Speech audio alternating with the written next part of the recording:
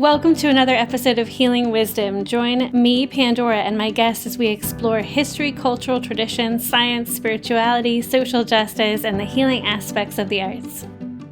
Today we're joined by author Abigail Marsh, a psychologist, research scientist, and professor of psychology and neuroscience at Georgetown University, where she directs the Laboratory on Social and Affective Neuroscience. She is the author of The Fear Factor: How One Emotion Connects Altruists, Psychopaths, and everyone in between. Today we're talking about empathy deficiency, altruism, and fear.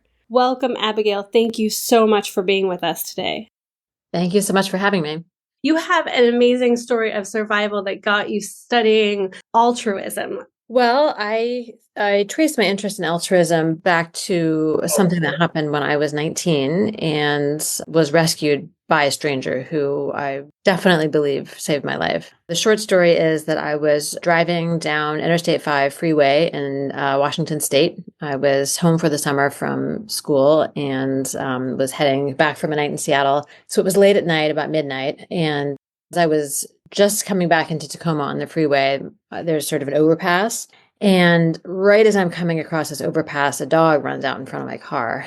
And I did what most people do, which is swerve to try to avoid it, which was the wrong thing to do because it sent my car first fishtailing and then spinning around on the freeway. And so it sent my car first fishtailing and then spinning around across the lanes of the freeway until it finally came to a stop in the fast lane of the freeway, facing backward into traffic.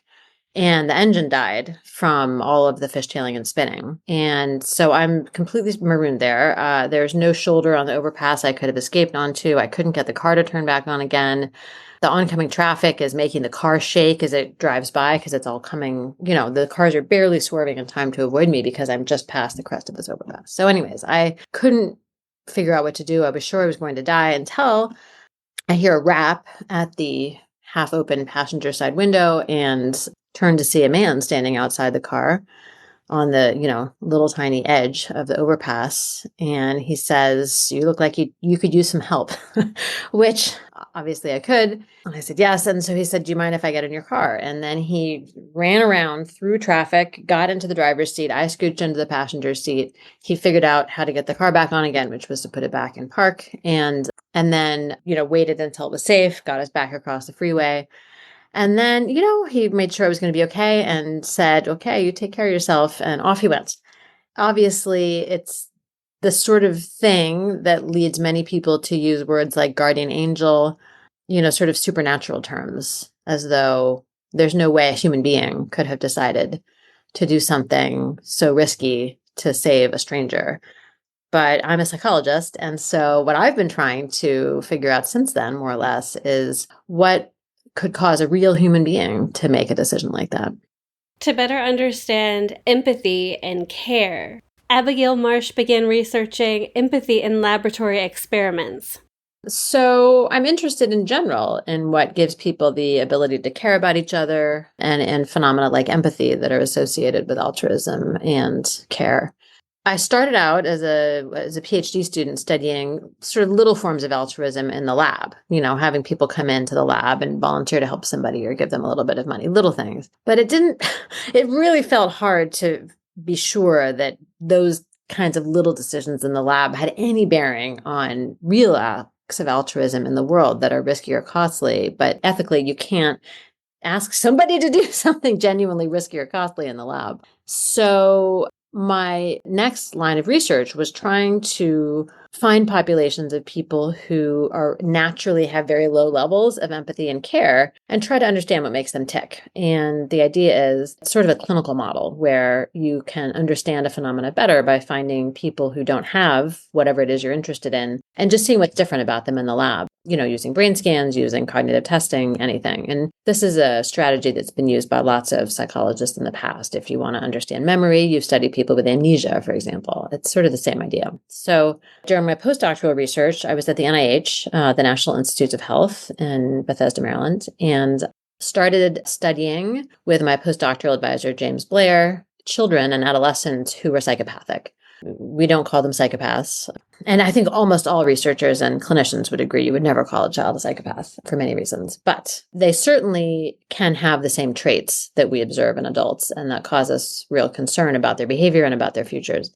And so at the NIH, we recruited children like this who were very callous, who didn't express remorse after having done something wrong, who were, often quite antisocial. Some of them were very violent.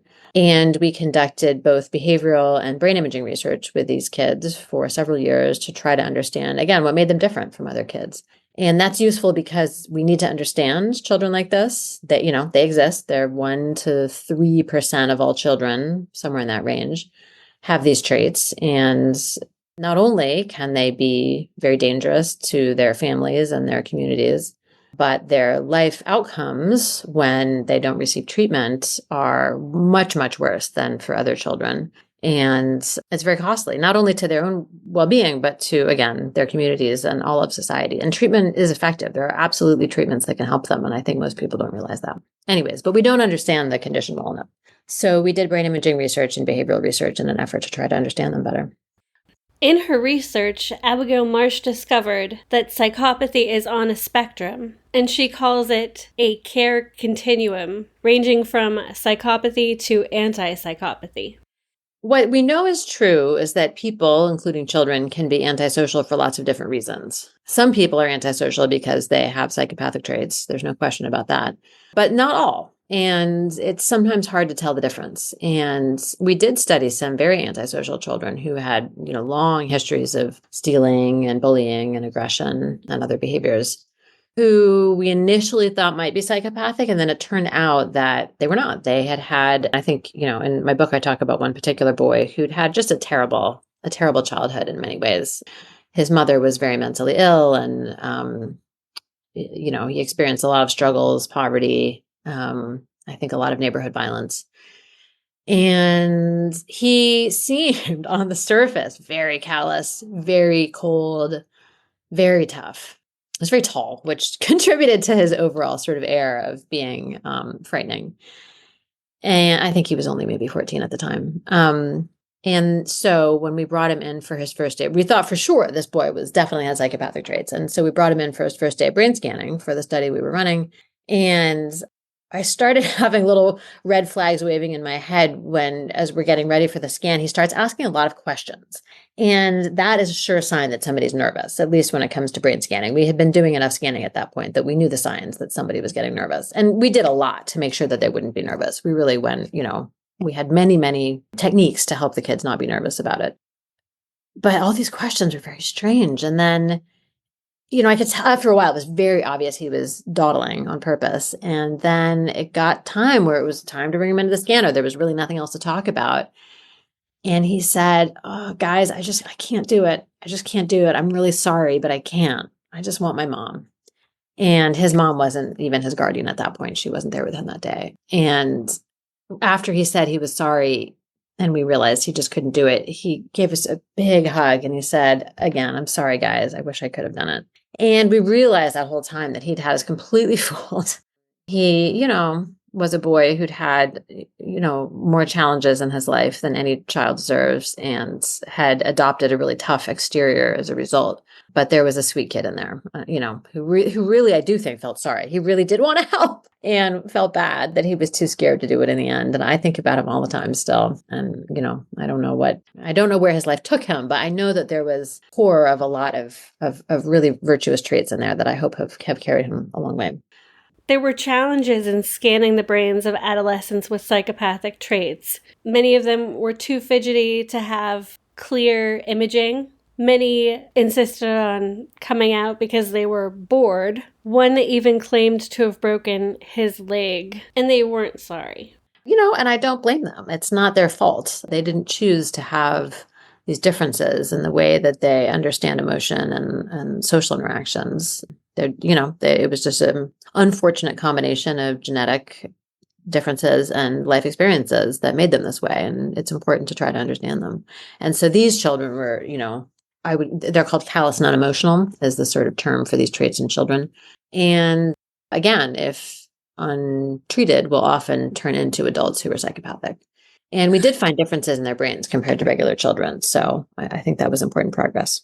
I've spoken with Dr. Helen Caldicott, very familiar. Yeah, so she talks about how there is a period of adolescence where the sort of reptilian fight or flight responses are very heightened. And she says there's sort of a window, like you're talking about, to save children who are exhibiting a lack of empathy. Can you expound on that idea? Yeah, that's a good question. So, yeah, there's a lot of reorganization that happens in the adolescent brain. It starts with, of course, the increase in pubertal hormones that are released, at the onset of puberty. And we know how important those hormones are for brain development. They cause a huge cascade of other kinds of developmental changes in the brain that allow the brain to then reach its mature state. Oh my gosh, so much happens in the adolescent brain that's so interesting. It undergoes a wave of pruning of a lot of neural synapses in the brain get overproduced earlier in childhood. And then during adolescence, the brain prunes away all the connections you don't need. And so you're left with a much more efficient, streamlined brain at the end of the day. And it's important to remember that the very last part of the brain that matures during the course of adolescence is the very front of the brain, the prefrontal cortex. And that is a region that is involved in, self-regulation and thinking about the future. So being able to balance risks and rewards. So what I want now versus what I'm going to want in the future, sort of balancing between competing goals. And, it's important to remember that one of the reasons that in the United States that we banned extreme penalties for criminal behavior, like the death penalty and life imprisonment, not that long ago, but those are now banned for children, is because we know that adolescents' brains are not little adult brains. They are not good at balancing present and future goals and risks and rewards. They're not good at resisting, what is colloquially called peer pressure, but they don't have a very coherent sense of self yet. So they're not good at making choices based on what they value versus what they perceive others around them value. They simply do not have brains that function the same as adults. And so we don't hold them as responsible for their behavior. Their emotional circuitry in the brain tends to be more active, more sensitive to potential risks and rewards. It's not that adolescents are fearless. This is a false stereotype, but they're much more sensitive to rewards, especially peer-related rewards. And so, for example, driving tests, driving simulators done with adolescents and adults showed that adolescents are much more likely to have accidents during driving simulations, especially when peers are in the car with them or, in the simulation car. Or they believe that peers are watching them. So they don't even have to be interacting with the peers. They just believe that there's one of their friends watching them in the simulator, and they're much more likely to have accidents. And they do, in fact, have more accidents on the road when peers are in the car with them because they're not good at keeping track of, here's what I have to focus on now. Here's I want to get there faster. I'll get, in the simulation, you get more points if you get there faster. However, I have to balance out with the risk. So that's a normal adolescent brain. One of the reasons that we have what's called the age crime curve, where adolescents commit disproportionately more crime, as well as other kinds of antisocial and impulsive acts than adults. In terms of evolution, why did humans develop in this way? When you're a child, your identity is to some degree kind of merged with that of your parents, right? You think of yourself as an extension of your parents, and your parents think of you as an extension of them. I mean, it really is designed to be that way. And that's a nice, cozy way to be, right? Having your parents take care of you and take care of all your needs. Something has to propel you to want to end that nice, cozy situation. And that something is adolescence. And that is why adolescents switch from caring as much about what their parents think, and they care much more about what their peers think, right? They don't view themselves as an extension of their parents anymore. They want to forge their own identity. And again, that takes the course of adolescence. Your sense of self is not really coherent and close to its final state until your early 20s is what we think now. And they start taking a lot more risks, in part because, going out on your own, trying things you've never done before, learning the skills you'll need to function as an independent adult is risky, right? Learning to drive, learning to travel on your own, holding a job, maybe taking care of other people in, like a lifeguarding situation or other sorts of things. These are a little bit risky. And so you need to be able to tolerate those risks in order to go out into the world, leave the protective sphere of your parents and learn the skills that you need And in fact, one of the real concerns among a lot of developmental and clinical psychologists right now is that youths in a lot of countries are delaying their milestones of independence dramatically compared to prior generations. They are not achieving milestones of adolescence during this period of time when the brain is primed to do these things and ready to do these things. And there's a concern that we're missing the window, that a lot of the anxiety disorders we're seeing in young adults are a result of them not having learned to balance risk and reward independently during their teenage years when your brain is telling you to do these things. And as a result, they may have a lot of anxiety disorders as adults because they just simply didn't get the experience that the adolescent brain was waiting for and needed during the appropriate time period. You're listening to Healing Wisdom, and today we're speaking with author Abigail Marsh, psychologist, research scientist, and professor of psychology and neuroscience at Georgetown University, where she directs a laboratory on social and affective neuroscience. She's the author of Fear Factor: How One Emotion Connects Altruists, Psychopaths, and Everyone in Between. Empathy starts with emotional recognition, which requires us to simulate the emotions of others.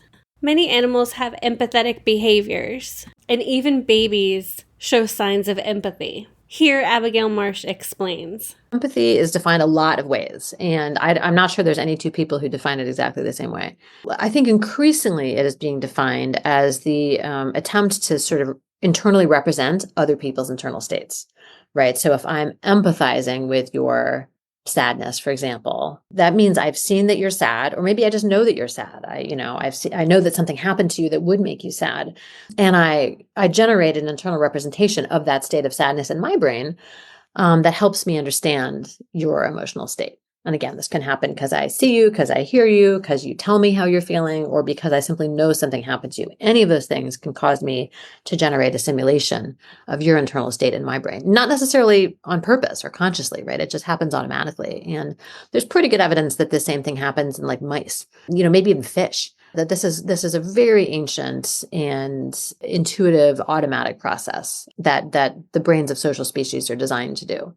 And there's evidence even that infants have empathic capacities. There's very famous studies showing that newborn babies will start crying when they hear other babies crying in a way that they won't cry when they just hear a loud, equally aversive noise. So it's not that they're just crying because it's a loud noise. There's something about that state of distress that's spreading because the baby is able to represent that state of distress that somebody else is feeling. And then obviously it doesn't really know how to handle that information.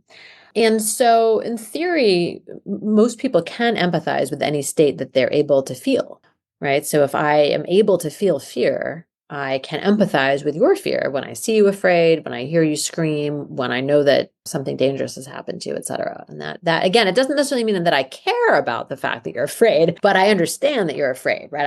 I can represent that internal state that you have. And most people, we automatically empathize with people that we care about. Right. It doesn't take any special prompting. Like it's you can't help yourself. But then that empathic response moves us to want to help. Right. So I know that you're afraid and representing your internal state. Now I want to help you.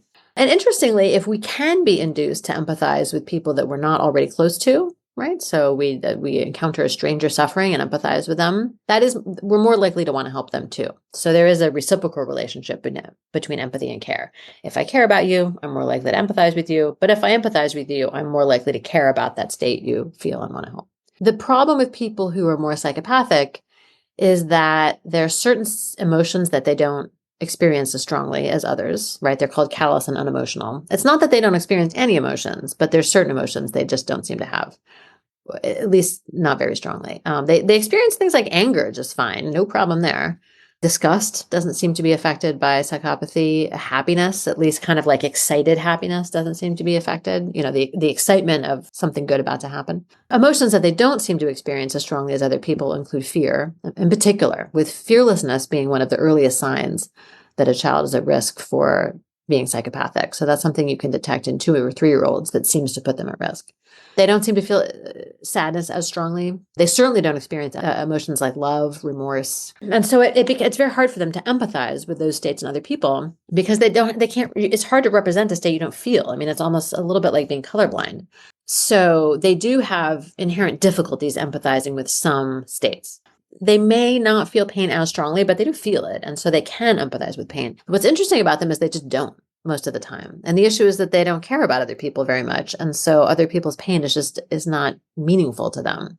If you ask them to try to empathize, they can, right? They're like, oh yeah, I can figure out what that feels like. I can represent it if I bother. They just don't really do it much at baseline. And then the compassion that most people feel when they understand that somebody is in pain, is suffering, is afraid, also does not seem to result. And so why that is still something we don't understand.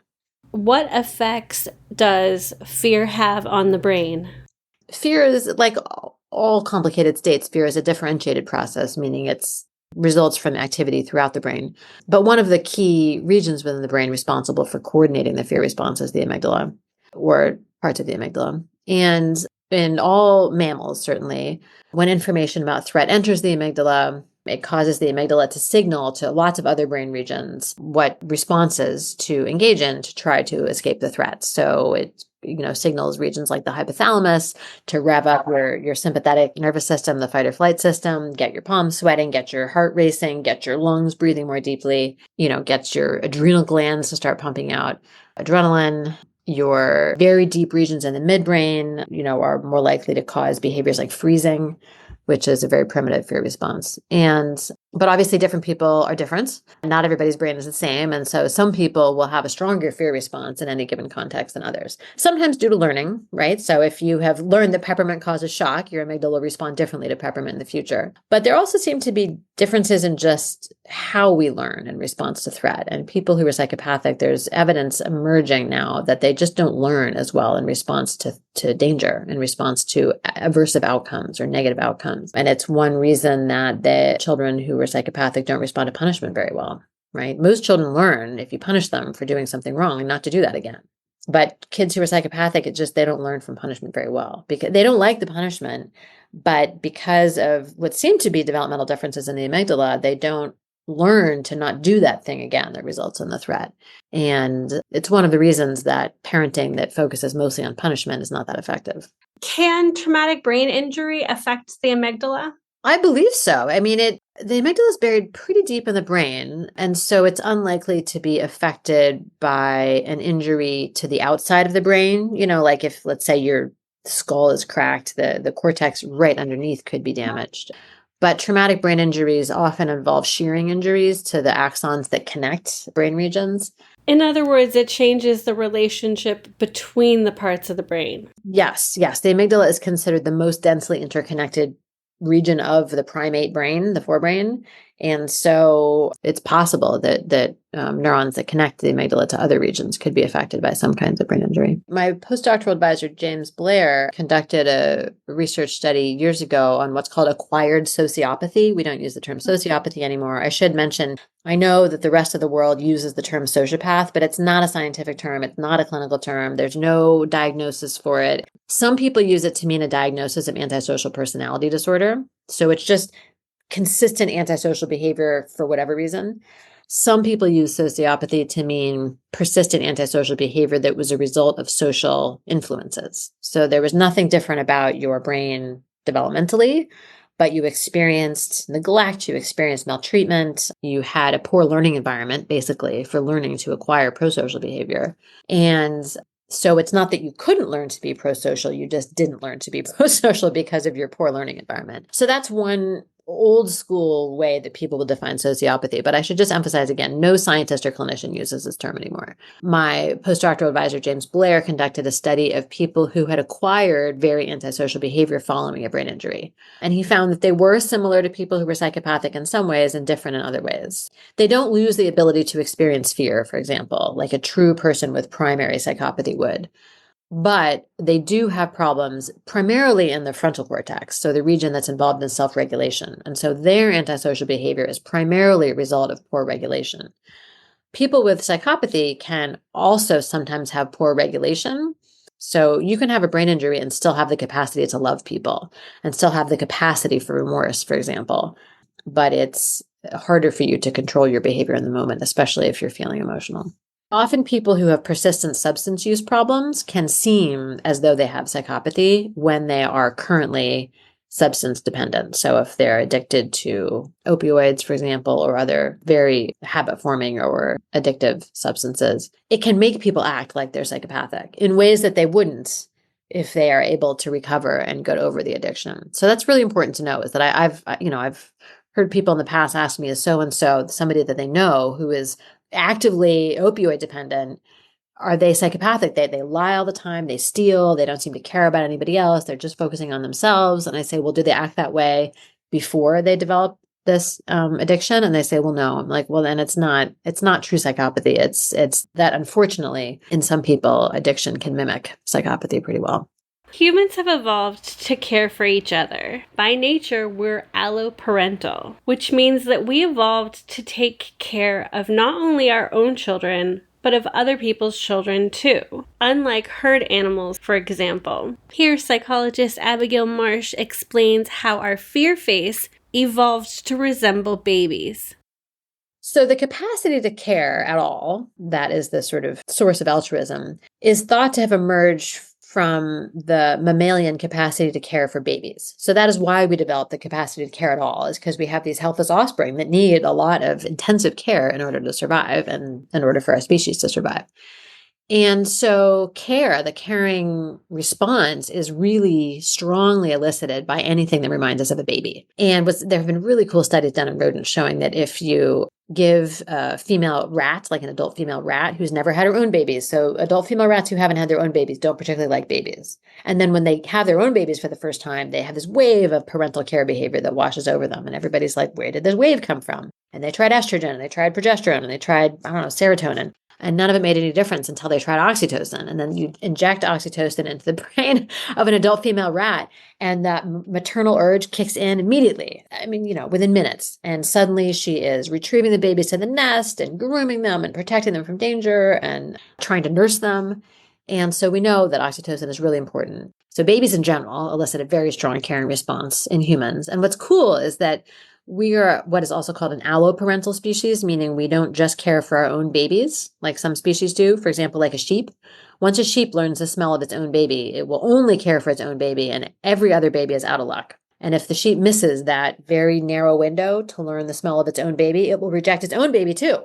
Right? Stay away. It will kick it and butt it and leave it to starve, because sheep only care for their own babies. That's a standard herd animal phenomenon. Humans are the exact opposite. The best evidence, which comes from a researcher named Sarah Hrdy, who's an anthropologist, is that humans as a species evolved to be taken care of by all the adults in the group. Human babies in many foraging cultures, which are much more similar to ancestral cultures, spend most of their time being taken care of by adults other than their mother. And that's a very good indicator that human adults just take care of any baby, and anything that looks like a baby is enough to elicit the caring response. And so that applies, again, not only to humans, but to other animals. So other species often elicit the same caring response for similar reasons. I mean, there's a reason that we respond so strongly to puppies and kittens and other baby animals. They have all those same babyish features: the big eyes, the high forehead, the little mouth and jaw, the small size, the little high-pitched vocalizations. And those cues are,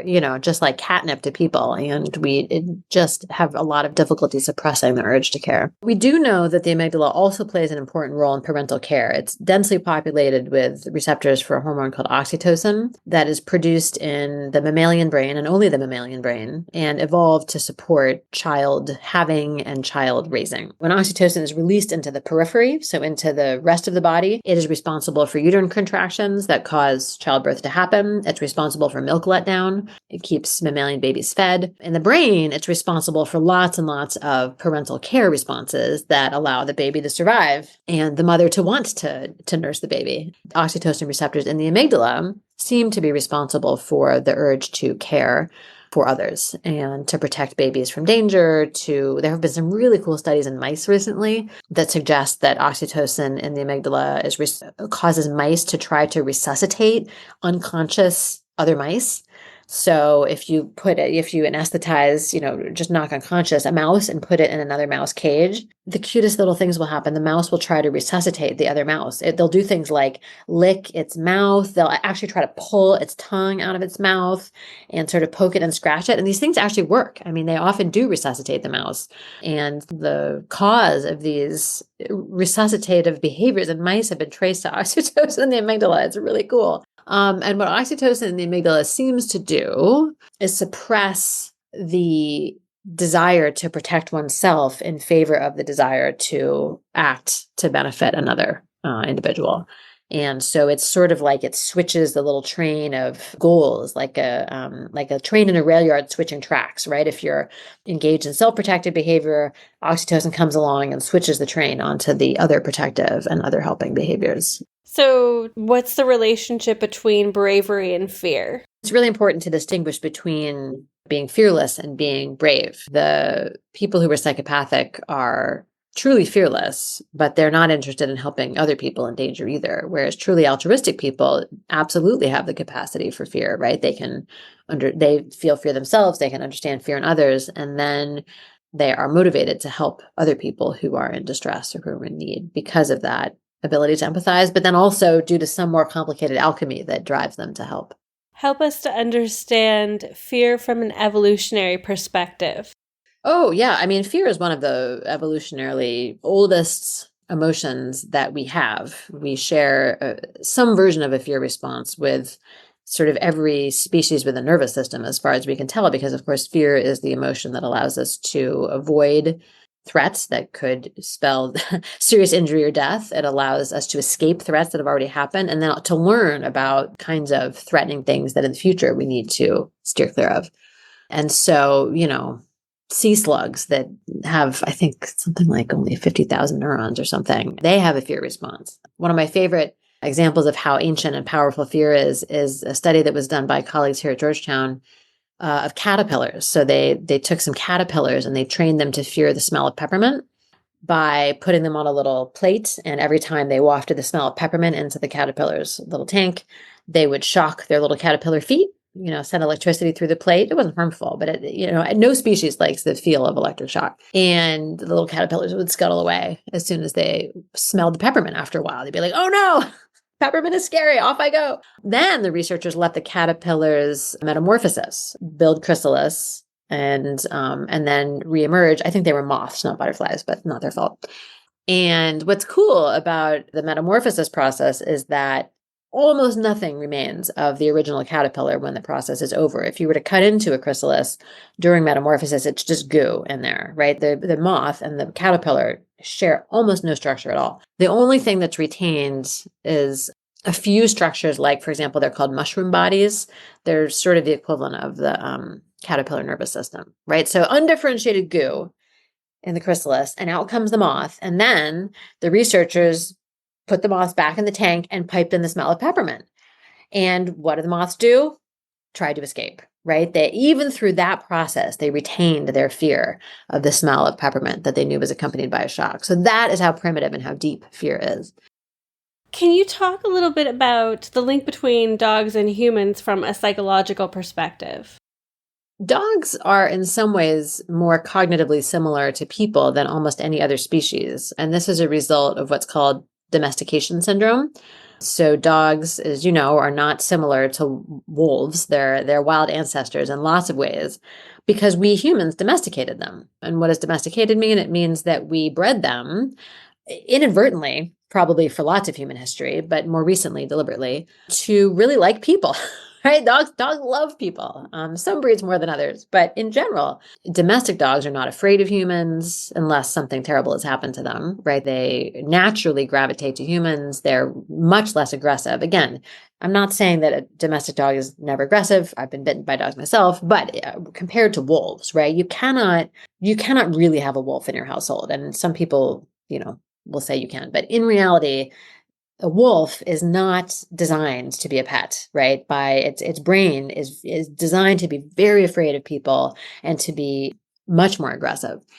And the aggression and the fearfulness was systematically bred out of domestic dogs by people. And there's a theory that humans domesticated themselves as well. And so we as a species are much less fearful of each other and much less aggressive than our ape ancestors or our ancient hominid ancestors, because it was so adaptive for ancient humans to be less fearful of one another, more trusting, and less aggressive, which allowed us to build these human societies that allow us all to flourish in ways that our ancient ancestors could not.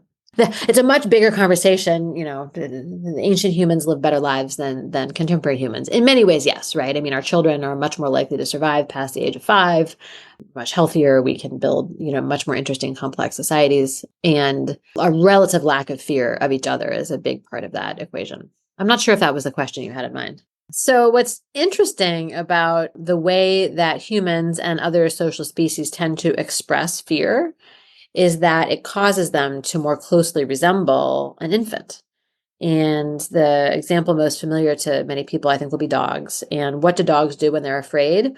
They hunker their body down, they pin their ears back, they tuck their tail, they may roll on their back. So this is when a dog is being attacked by another dog and it knows that it can't win, for example. They may make whining noises or even try to lick the other individual's face. And these are all pup cues, right? These are things that make the dog look and sound and act more like a puppy. And those behaviors are designed to elicit that strong, nurturing, non-aggressive response that adult dogs and wolves and other canines have to babies, because dogs are also like humans and alloparental species that, all adults are prepared to care for babies, even if they're not their own. And in humans, it seems to be that the fearful facial expression and also the fearful vocalizations we make have similar properties, that they make us resemble infants more. So when you look afraid, your eyes tend to get bigger, you raise your eyebrows, you sort of make them go up in the middle a little bit, sort of like Ariana Grande's eyebrows now do. And then you sort of make like a little grimace that makes your mouth and jaw look more rounded. And those facial changes cause you to resemble a baby more. This was some of my earliest published research actually found that people who are expressing fear look more babyish, and they elicit those same kinds of caring responses that babies seem to elicit. And that makes perfect sense, right? When you're afraid and you need help, the very best thing you could do is to look and sound with those high-pitched vocalizations more like a baby to elicit care. Well, that's really fascinating. And also, mother ease and changes in vocalization have always fascinated me. We use our voices to elicit certain responses from other people. And when people are trying to sound large and dominant, they make their voices deeper. And people who have deeper voices are perceived as larger and more dominant. And when we're trying to make ourselves sound non-threatening and appeasing, we tend to make our voices higher. And indeed, you are perceived as less threatening and more appeasing when your voice is higher. So the key is to not try to elicit the wrong response, right? If you're trying to be taken seriously, artificially making your voice higher is less likely to be effective. Psychologist and research scientist Abigail Marsh has also found that in countries where people report higher levels of satisfaction with their lives, there are statistically more kidney donors, blood donors, and examples of altruism. This research traces back to the very first study my lab did with extraordinary altruists whose brains that we scanned in the lab. And we were studying altruistic kidney donors who, again, agreed to donate a kidney to a stranger, never knowing at the time of donation who was going to receive their kidney. Our initial study showed that they had brains that seemed sort of anti-psychopathic. They're more sensitive to other people's fear. Their amygdala is bigger as compared to people who are psychopathic who have smaller amygdalas. But in the course of doing this research, we were trying to figure out if the very small group of extraordinary altruists we were studying, 20, was similar to the overall US population of altruistic kidney donors, or if we had, a biased sample somehow. And so we gathered a lot of data on the US population of altruistic kidney donors. And one of the things that really popped out to us when we were doing that research was how different the 50 US states are in terms of how many altruistic kidney donors they produce per capita. And what we figured out in doing a little more research was that one of the best predictors of how many altruistic kidney donors a U.S. state produces per capita is how high well-being is in that state, how satisfied people are with their lives overall. Not necessarily how happy they are, that's not quite the same thing, but how much life satisfaction people report having. And we were able to do that study because Gallup had just come out with its very first report at that time of how the 50 US states differ in well-being. And so this is even controlling for differences in, per capita GDP and education and longevity and all sorts of other things. And then later we did a global study looking at the same thing and found that around the world, every form of altruism that we could get an objective measure of also is predicted by geographic levels of well-being. So countries where people report higher life satisfaction, people are more likely to donate kidneys, bone marrow, blood. They treat non-human animals better. They volunteer more for charitable organizations. They donate more. They help strangers more. And this is, again, true when you factor in all the different other things that vary across countries, including, again, wealth, health indicators, education, cultural variables. And what's interesting is objective well-being. So how healthy, wealthy, and educated people are also predicts altruism. So in general, when people are doing better, it seems to increase their tendency to behave altruistically. And I think about this as the fact that people are predisposed to be altruistic. And if they have the psychological and material resources to enable them to engage in altruism, they will. Which one of my favorite findings, because it suggests there's no trade-off between flourishing and virtue, at least the virtue of altruism. These two things tend to go hand in hand. So having a good society in which people are flourishing will probably make them more altruistic as well. We've been speaking with author Abigail Marsh, professor of psychology and neuroscience at Georgetown University. Abigail's book, The Fear Factor: How One Emotion Connects Altruists, Psychopaths, and Everyone in Between.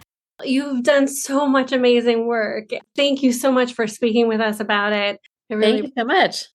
You've been listening to Healing Wisdom. You can find this episode and others like it on WOMR.org, healingwisdomradioshow.com, and wherever you get your podcasts.